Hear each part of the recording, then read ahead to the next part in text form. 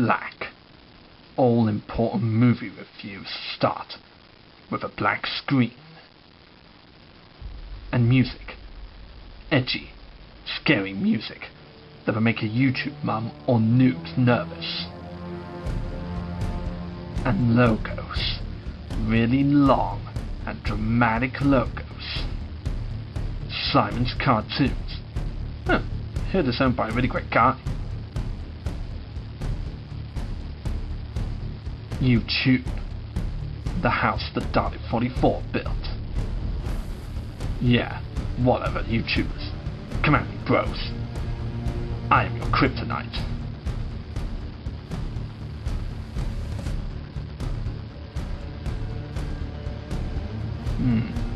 Not sure what Studio Solar does, but that logo is macho. Dig it. Okay, get yourselves ready for some reading. Never cruel or cowardly. Never give up. Never give in. Yeah. No, I said that. Dalek44 is very wise. I also have loads of Daleks in my house.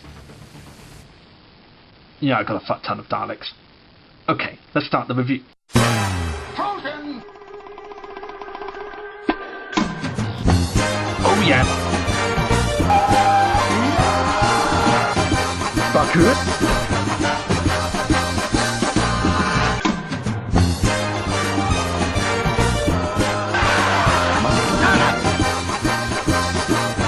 Why doesn't anybody ever want to meet Ringo?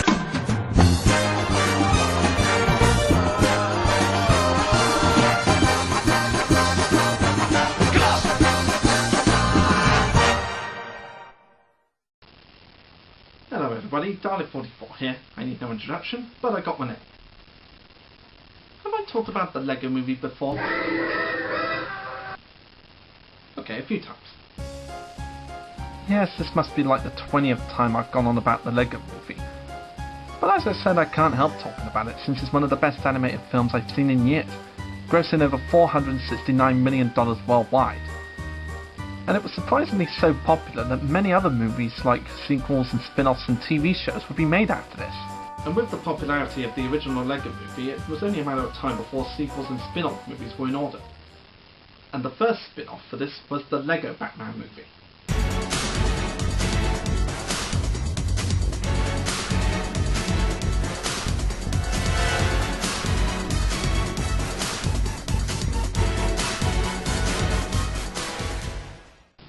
The Lego Batman movie is a 2017 3D computer-animated superhero comedy film directed by Chris McKay. The film centered around the Lego movie's version of Batman, voiced by Will Arnett, a character who was so popular that the studio decided to make a spin-off movie with him. Is the first spin-off to the original Lego movie really the best Batman movie since The Dark Knight? Well, let's have a look and find out. Within the Lego universe, Batman continues to protect Gotham City and fight crime. During his latest mission to stop the Joker from destroying the city, he hurts his arch-rival's feelings by telling him he is not as important in his life as he thinks he is, leading Joker to seek the ultimate revenge on him.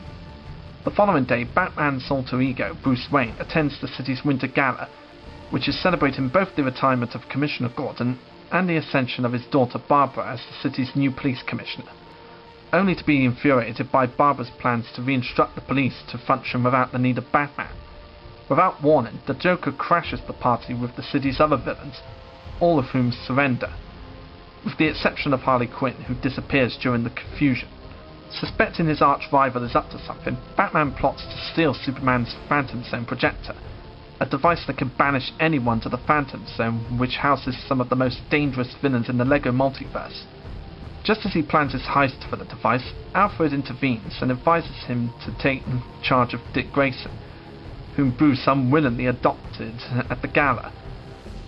Reluctantly agreeing to do so, Batman fosters Dick as Robin, whereupon the pair successfully recover the projector from the Fortress of Solitude and break into Arkham Asylum to send the Joker to the Phantom Zone.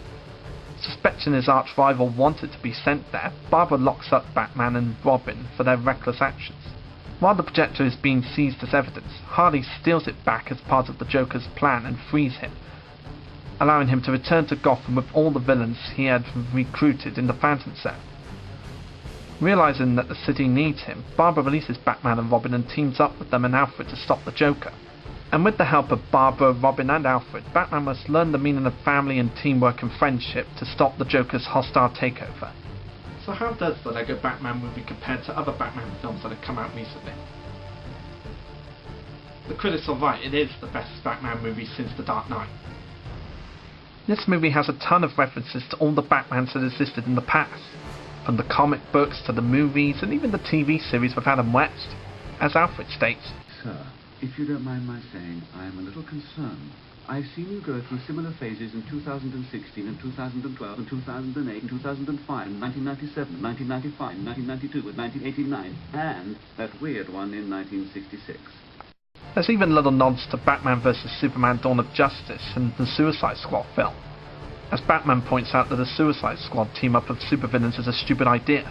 And there are so many references in this movie that I could go on all day just talking about them. But most of them you'd have to be a true DC comic follower to even get first time round. Will Arnett returns in this movie as Batman, the superhero of Gotham City, and the man who works alone.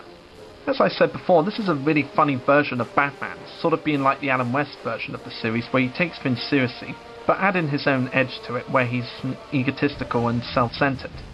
And they added some new stuff to him, like the fact that he likes to sing songs about how he's beaten the crap out of all his villains, and how he loves to eat lobster for dinner when he gets back from fighting crime, and how he broods over his family's loss and his greatest fear being part of a family again and letting new people into their life just to lose them again. And that just makes Batman a more likeable character than they would have done in the movie if they hadn't added those things in.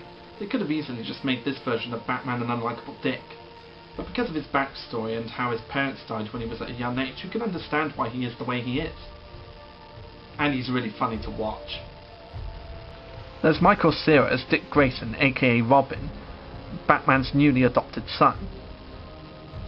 This version of Robin is just so gullible in how he loves Batman, how he's a huge Batman fan, and how he just wants to be part of a family. Even if he's being disciplined, he's just happy to be parented, which I find hilarious. When I first saw Robin in the Lego Batman movie trailers, I was assuming that he was going to be an adorable version of Robin. And I was right.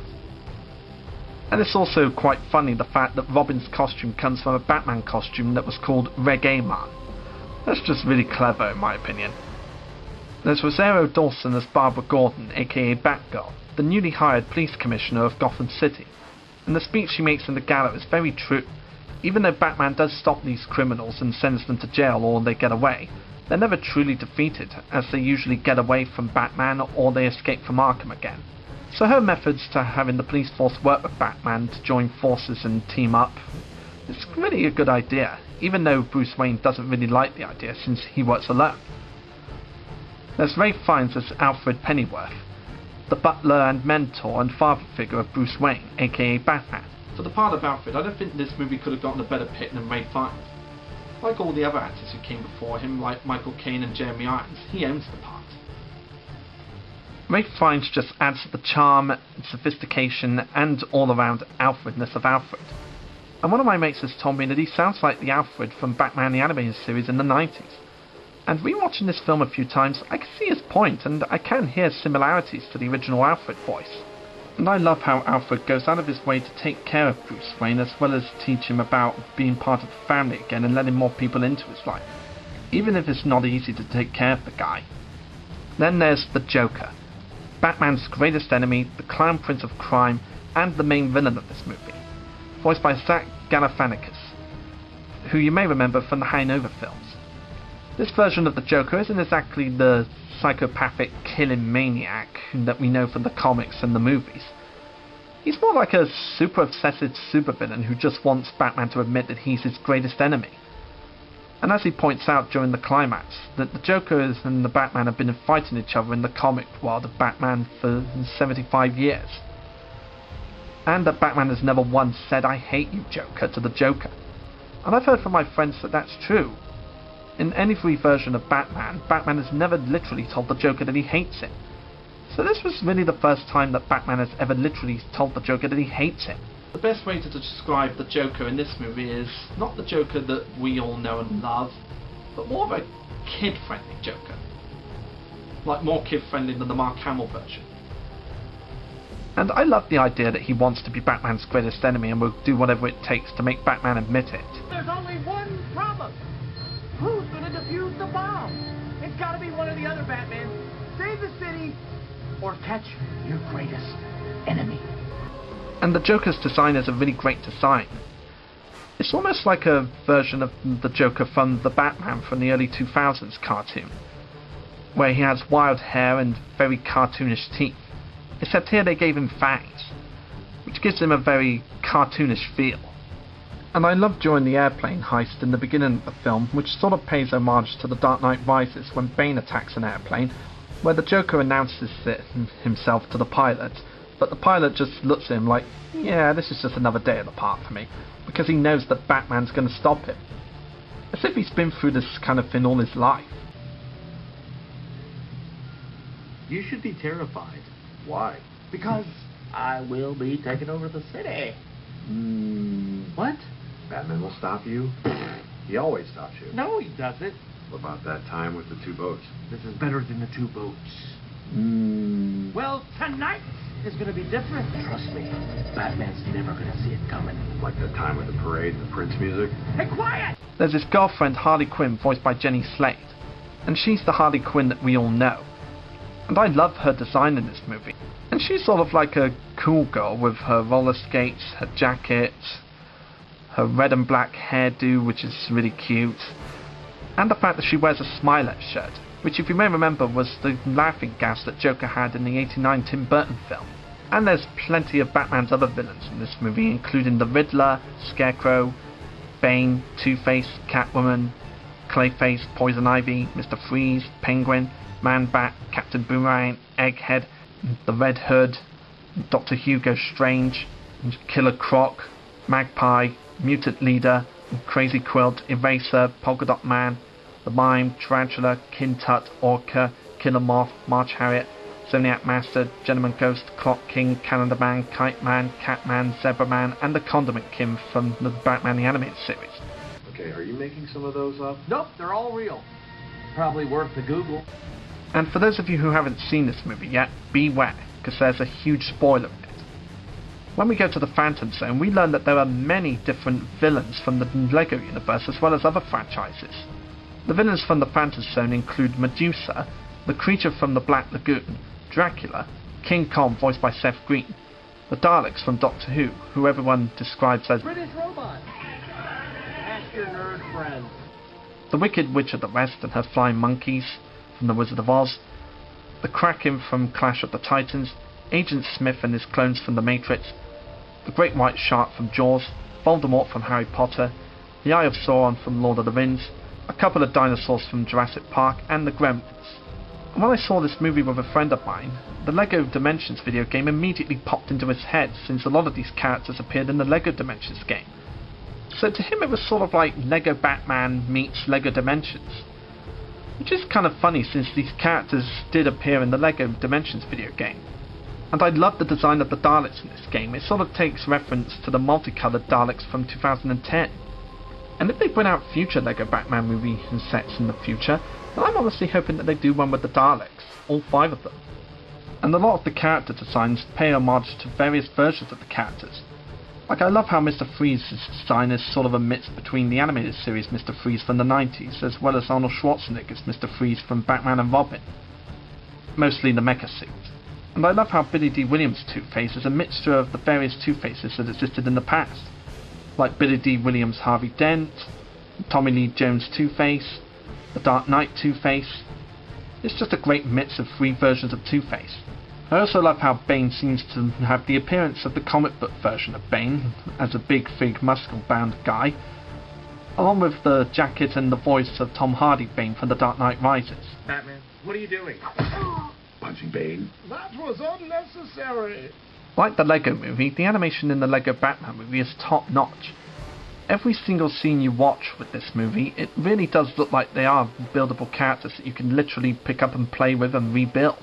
Like the original LEGO movie, the visual effects in this film are amazing, and just look like they're really there to And yeah, the water and a lot of smoke in the background may be realistic, like not actually built a Lego, but I honestly don't mind that. The animators just went through a huge deal to make it seem as realistic as possible, as if it's something that you can actually buy and build and play with for a ridiculous price. I mean, seriously, have you seen how much a small set is going for nowadays? I recently bought a small Lego Star Wars set of Darth Vader's transformation from Revenge of the Sith, and it was like $19.99, which I personally think is a bit steep. But I digress. So I'm going to have to agree with the critics and the DC Batman fans. This movie definitely is the best Batman movie that's come out since The Dark Knight. This movie can be described as a parody of Batman, as well as a tribute to everything Batman, from the comic books, to the TV shows, to the movies, and just everything Batman. Is just a great movie. And if this movie is popular enough, then I think they should consider making a Lego Batman movie sequel. Like, wouldn't you love to see more of the Justice League, more of Batman's other villains, and probably even some villains that we never got to see in the films? Like perhaps Slade from Teen Titans, aka Deathstroke. And perhaps giving some of the other villains that showed up in this movie a bit more screen time. Like, who here doesn't want to see Billy D. Williams as Two-Face again? Yeah, Billy D. Williams himself voices Two-Face for the first time. And those of you who've watched the Tim Burton Batman film from 1989 may remember that Billy D. Williams played Harvey Dent in that film, but we never actually got to see him as Two-Face. So this film makes our dream come true, and we finally get to see Billy D. Williams' Harvey Dent as Two-Face, in Lego form. And that's friggin' awesome. If you want a movie that represents Batman from the comics, the TV shows and the movies in the right ways as a parody and a celebration, then this is definitely the movie to go to. Much like the original Lego movie, the Lego Batman movie is a great film to add to your collection if you're a DC fan, Batman fan, Lego fan, or animation fan, or movie fan in general. And if you haven't watched this film yet, then definitely go check it out. It's worth the watch, and it's got great bad action. I'm Dalek44, and I'll see you next time, folks.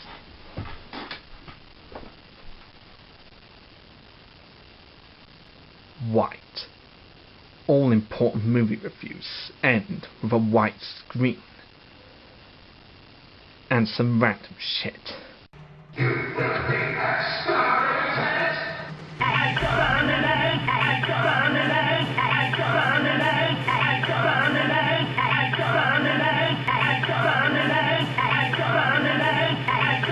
Yeah, I'm a Lego guy surrounded by character building Daleks. Big what, wanna find about it?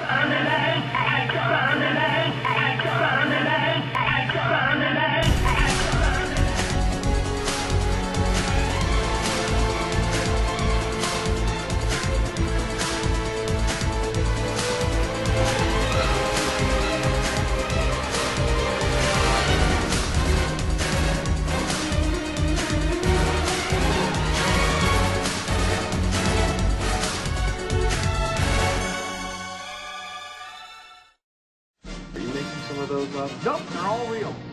Probably worth the Google.